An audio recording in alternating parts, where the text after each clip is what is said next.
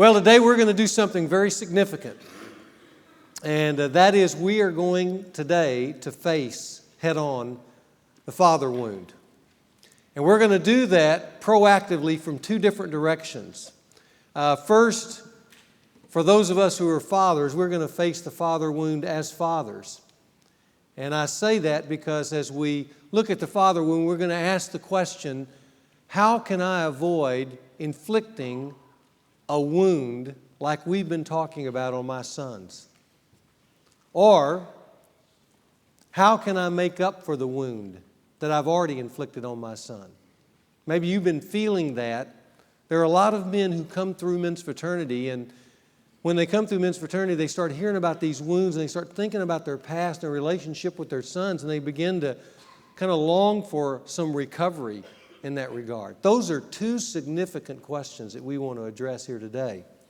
And then from the angle as sons, we need to address, how do I speak to the wound in my own life from my dad, and how do I get healing there? We call it facing the father wound, and that's what we want to do. Whatever form that is, today we want to address how to step into that wound and take it on head on. So this morning we want to look in both of those directions, both as fathers and as sons, as we face this father wound. Now, first thing I want to do is just summarize where we are at the moment. Look at your outline on letter A. As you know, we are in the process of seeking to make sense of why we are the way we are. And as I've told you, most men don't grasp the power of the past. They've never unpacked that baggage. Remember when we had that suitcase up here, we said, a lot of guys walk around with a suitcase that they've never unpacked, and there's incredible power in that suitcase. And how well they open that suitcase and deal with the things that are in there, how well they do that has a significant impact on the kind of man that they will become. And every man needs to unpack and look in that suitcase and say to themselves, what does this stuff mean in here for me right now as a man? It's so important for each of us to do that. Remember Plato's maxim, the unexamined life is not worth living. So, we're in the process of seeking to make sense of why we are the way we are. I want you to know each of us has a story to tell. And we need to tell that story out loud to some other men. Now, we've done that in part in our small group, but I want you to know it's important for you to go even further in that, to talk with other men about your story so they can help you, and you can help yourself by telling it out loud, to connect the dots between your past, your present, and your future. I don't know if you've ever done that in a lengthy kind of way, but I've had the opportunity several times to sit with a small group of men. I call them safe men. And we took the time, and you can take the time, whether it's on a fishing trip or just a retreat of some kind or just carving out a day in your schedule, but where we sat around and just told our story. And it's amazing what comes out when you have an opportunity, not being time-bound, just to tell your story from the time you were a small kid all the way to where you are now. Because you find yourself expressing things that actually surprise you. And then as you do so, other men interact with you and you begin to say, well, that's why I did what I did. And that's why I am the way I am. Everybody has a story. And everybody needs to tell their story to some other men. And what we're going to find out is that, number two, each of us, to some degree, is a product of the past. Some of it is good, and it makes life easier for us right now. Some of it is not so good. Some of it may be even bad, and it makes life harder for us. It'll make life harder for you today because of some of the things that you've experienced in your past.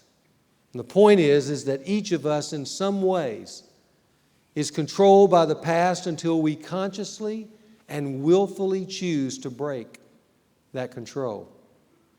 Listen, if you don't understand your background, you are probably doomed to keep repeating the patterns that were formed there. Now, I have good news for you today, though.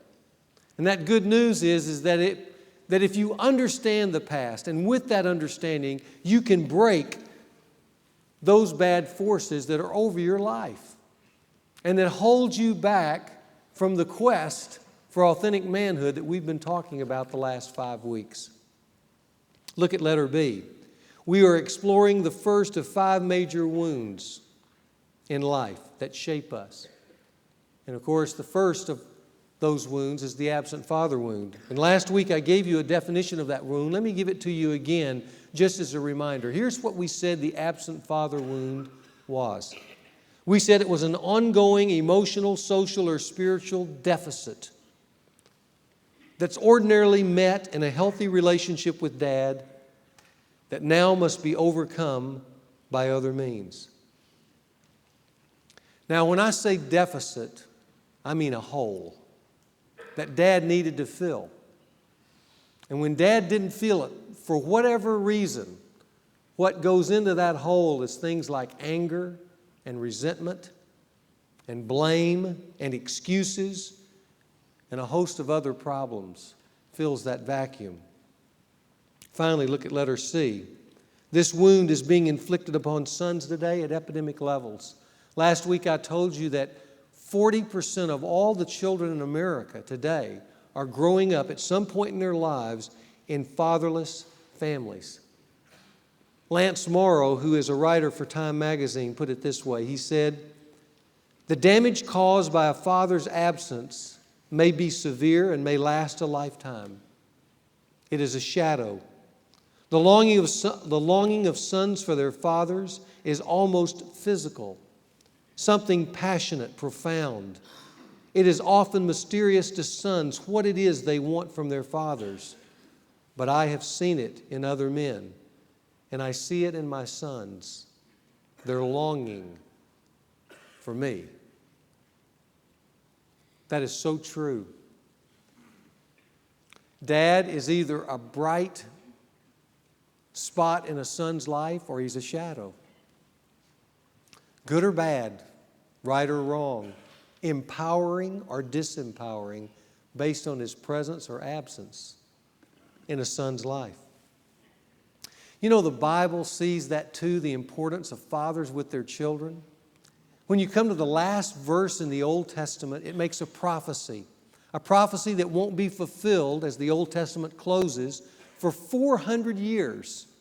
And it's a prophecy concerning a renewal of spirituality in the nation of Israel, brought on first by the coming of John the Baptist and then Jesus himself. And John the Baptist, it says, will come and he'll begin to stir the hearts of the people of Israel, and a revival will break forth. And then the last verse of the Old Testament speaks to that revival, and the Old Testament closes. Now, if you were going to put a verse in to speak of a revival in Israel 400 years later, what would you put in the last verse that would demonstrate a revival? There's a lot of things you could put in there. You could say that people would begin to be more regular in their worship attendance. They would give more to others. Their marriages would be healed. The moral climate of the nation would be raised. Those are things that you could think of when you think of a revival spreading out in a nation. But as the Old Testament closes and as Malachi prophesies that this prophet is going to come and break forth a spiritual revival, he says, here's how you'll know revival is in the land. Malachi 4:6. Look at it on the screen. Here's what it says. It says, "And he," that is John the Baptist, "will restore the hearts of the fathers to their children, and the hearts of the children to their fathers." That's how you'll know there's revival in the land. There'll be a reconciliation between children and their dads. And if there's not, if that doesn't occur, I'm going to come and smite the land with a curse. 40% fatherlessness in America is a sign of a curse.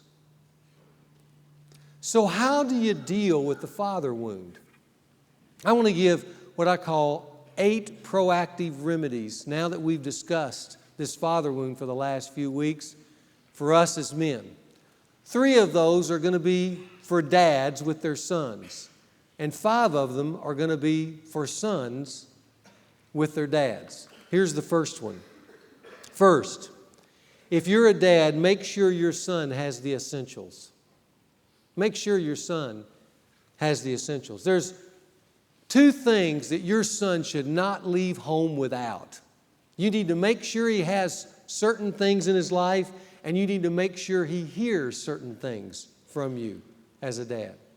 The 3 things that you need to make sure he hears are these. First of all, the words, "I love you." He needs to have that kind of affection from you. Not just the physical touch, but he needs to hear from you, Dad, specifically from your mouth, "I love you." Secondly, he needs to hear from you, "I'm proud of you." He needs admiration. He needs to know that he stands tall in your eyes. And then thirdly, he needs to hear that he's good. You need to say, "Son, you're good. I noticed you. And what I'm noticing in you are your strengths, and I can name those strengths." Now, I say that because so many dads kind of assume their son's strengths, and what they notice are their weaknesses. And they point them out, and they name them. Let me tell you, one of the hardest things I have to do as a dad is when my son plays an athletic contest, and he may have played great, but if you're like me as a dad, and he walks off the field, what is the first thing you're tempted to tell him? "You know, if you'd have gotten a little more on the outside on that sweep, you could have made that tackle." See, what we want to notice are the weaknesses and assume the strengths. What your son needs from you is for you to notice his strengths and name them. Not too many months ago, I did a father-son retreat. And one of the things that we just kind of did spontaneously on this father-son retreat is that we had the dads during breakfast, lunch, and dinner. We'd select a couple of dads to do this, to just stand up in the midst of that community of men who were eating together with their sons. And just for a few minutes, we asked them to do these 3 things. To look their son in the eye, introduce him to the audience, introduce their son, and then say, "Son, I want you to know I love you. And I'm proud of you. And here's what you're good at." Now that seems like a simple thing, doesn't it? And those dads stood up, and I was just assuming it would take just a couple of minutes for him to do that. And the dad would start talking, and all of a sudden, tears would come to his eyes, and he would hug his son and tell him how much he loved him. And the son, you could just see almost the son growing in that moment, and how he was proud of him. And then he would start talking about his schoolwork and how hard he worked and the grades he made and his loyalty to his friends. And he just began to extol his son's virtues. And other dads would be weeping in the audience. But I'm telling you, it was some of the greatest moments I've ever experienced to see dads in that community affirm their sons along these 3 specific lines. And let me tell you, when the day comes that your son's about to drive off either into the workforce or to college, the thing he ought to drive off with as he drives away is a sense that he's been loved, he's been affirmed, and he knows what he's good at. Don't let your son leave home without him. Then there's 3 things I think you need to make sure your son has. First, he needs a manhood vision. And we're going to be talking about that in the second half of Men's Fraternity. That vision for manhood, what that definition is and how to get into that definition and scale that summit to get on top of that mountain called manhood. And he needs a manhood ceremony that seals it. And you're probably saying, "What do you mean by manhood ceremony?" Well, we'll talk more about that in the second half of Men's Fraternity. But every son doesn't just need to be told he's a man. He needs to have an experience with Dad and really, hopefully, a community of other men where he is invited into the community of manhood. And he knows on this day, I became a man. And the community recognized me for that. Now that's a ceremony, and we'll talk about how to do those ceremonies in the second half of Men's Fraternity, but he needs a manhood vision. Secondly, you need to make sure he has a code of conduct to live by. primarily that you live by. He needs to see in you honesty and hard work and keeping your word and loyalty and purity and chivalry. And you as a dad need to think, what are the codes of conduct? What's the moral code of my home that I am going to exhibit, that I want to be sure my son has? The only way he'll have them is if you live them. And you can name them.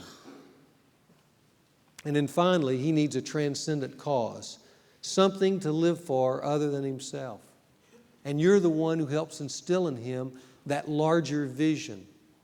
See, so often a son growing up can become the whole focus of a dad's life, and he can become self-centered. But one of the things that dad needs to deposit in his son's life is, son, life is not just about you. There's something much bigger than you in this world. To me, it's a spiritual cause. And he needs to be introduced into that spiritual cause by you as a dad. Now, I'll say more about this in the second half, these last three things, because they're probably a little more puzzling to you, but that's what the second half of men's fraternity is all about. But I do want to mention at this point, I put a lot of the flesh on those bones in this book, Raising a Modern Day Knight. And since a large number of you are not from our church, I just want to mention to you that I wrote this book off of a session that we'll do in men's fraternity later on in the spring. But this speaks to a transcendent cause, a code of conduct, and a manhood vision, and helping you as a dad raise your son to be a modern day knight. So I wanted to mention that to you. So, first of all, as a dad, look at the screen for just a moment. Make sure your son has these essentials. Make sure he has them. Secondly, if you're a dad, I want you to know it's never too late to close the gap with your son, no matter how old. Often when I give a talk like this, or we speak to the manhood wounds, and especially the absent father wound, I'll have several older dads who will grab me in the hallway or on the stairway as I'm leaving, and they'll say, you know, kind of in a remorseful tone, man, I wish I'd have heard this earlier. My son's gone now. He's in the workforce. If I'd have known these things, there are so many things that I regret. And you can just almost feel a sense of guilt hanging over the guy's life. And if you're a dad in the audience here today, and you're feeling some of that as we've been talking the last few weeks, I want to take that burden off of you. Okay, you made some mistakes. Maybe there are some things you didn't know. And that's all right. You don't need to beat yourself up for that. You need to focus here on this principle. It's never too late to close the gap with your son. No matter how old you are. Any dad can do that. And it's amazing what just a few things can do. Years ago, in a similar men's fraternity, I had a 60-year-old man come up to me after the talk, and he was really grieving because he felt like, because of some marital difficulties in his home and because of his work schedule as a lawyer, that really his son was probably suffering from that absent dad wound. And we talked about it right over here in the corner. And he told me his son was finishing up his residency in medical school. And he just had a longing to reconnect. And I said to him, I said, well, why can't you do that? Oh, I'm just too old. I've missed it. I said, no, you haven't missed it. You need to reconnect with your son. You need to go and sit down, spend a day with him, and just tell him what you've been learning here. Share your regrets. Share your heart. Reaffirm your commitment to him. Tell him that you love him. Reach across the table and grab his hand and say, son, I love you, and I'm proud of you. And it was amazing. He kind of backed up for a moment. He said, you mean I can do that? Sure, you can do it. So he went and met with his son that day and spent the whole day with him. At supper that night, he reaffirmed his commitment to him, told him how much he loved him, but specifically at this point in his life, as he was finishing up his residency as a physician, how proud he was of him. And he got on the plane to fly home, and as he flew home, this young man got on the phone and called Mom. And here's what he said. Mom, I got to spend a day with Dad, and it was the finest day of my life. Let me tell you, the gap between father and son in that one moment went from this to this. Just because Dad was willing to take the initiative and do the kind of things that he always needed to do, and because of a son's hunger for Dad, he is so forgiving.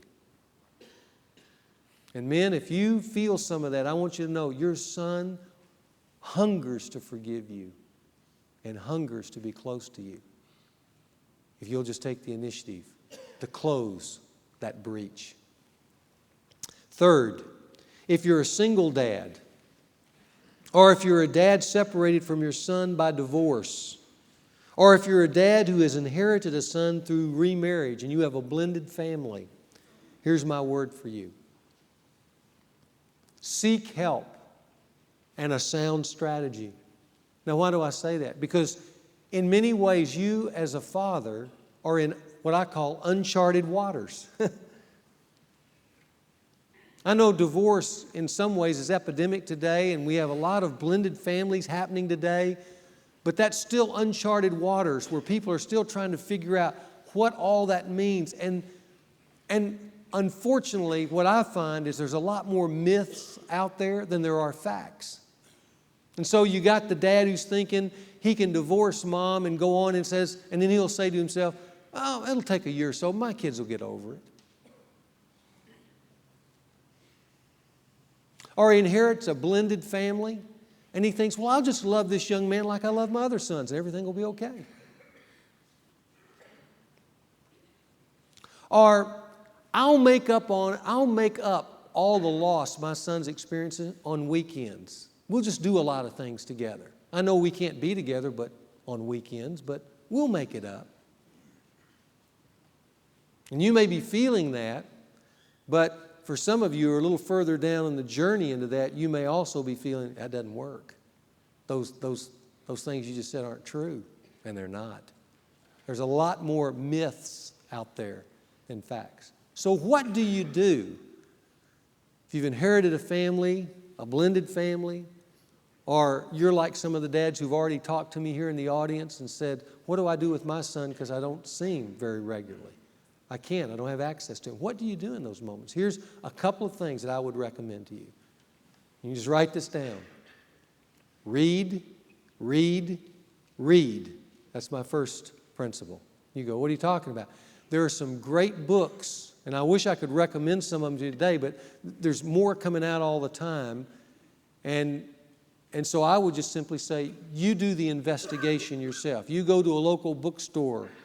You talk to people who have degrees in this particular area and ask them for some of the finest books on the blended family or the finest books on the divorced family or what dad can do.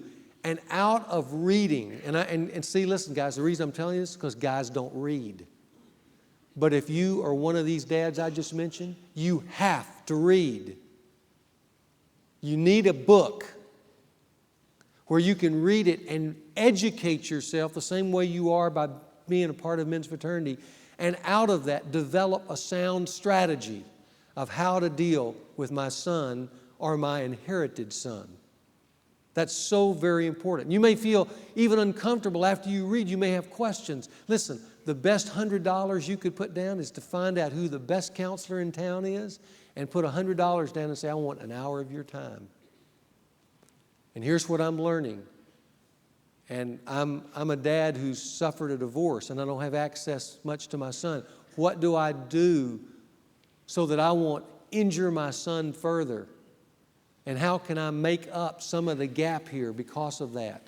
Or, better still, I've inherited a son in a blended family. How do I work this young man into our family so that he feels comfortable?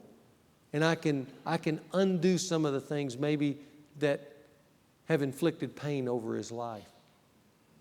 A counselor, and read, and develop a sound strategy. You know, the Scripture says, in a multitude of counselors, there is victory. And you can get a number of those counselors through books, and you can get some of them by just simply making an appointment. But if you're a dad here, that is the initiative I want to put within you, is that you develop that sound strategy and that you seek help. So, those are 3 things that I would offer to you as dads for your sons. Now, let's turn the coin over and go, well, what about if I'm a son? How do I deal with the father wound from my perspective with my dad? Here's what I would say. This would be number 4. If you're a son wounded by dad, choose to touch this wound responsibly. The easy way is to touch it irresponsibly, to bury the pain or to blame dad or to play the victim or to act out with destructive behaviors that you don't understand but whose roots go back to your home. The better way is to do what I think is the most important thing to do, and that is to act responsibly towards them. And you go, well, how do you act responsibly towards the absent father wound? I think you have 2 choices. Here's the first one. You can choose to forgive your dad. I want you to look at a verse of Scripture that's always intrigued me, Hebrews chapter 12. And here's what Hebrews chapter 12 says. Look at it up on the screen. He's comparing God as our Father with our earthly fathers in this particular text. But he says, furthermore, we had earthly fathers to discipline us, for they disciplined us for a short time as seemed best to them. But he, that is God, disciplines us for our good. Now see that line in the middle? As seemed best to them. I paused there one day and thought a lot about that verse. And what just kind of occurred to me by way of application that I want to apply to you guys is there may be a very small percentage of fathers who are just evil. And we'll talk about them in a moment. But I would say most dads, your dad, my dad, didn't get up every morning thinking this. Now let me think of how I can just screw my son up.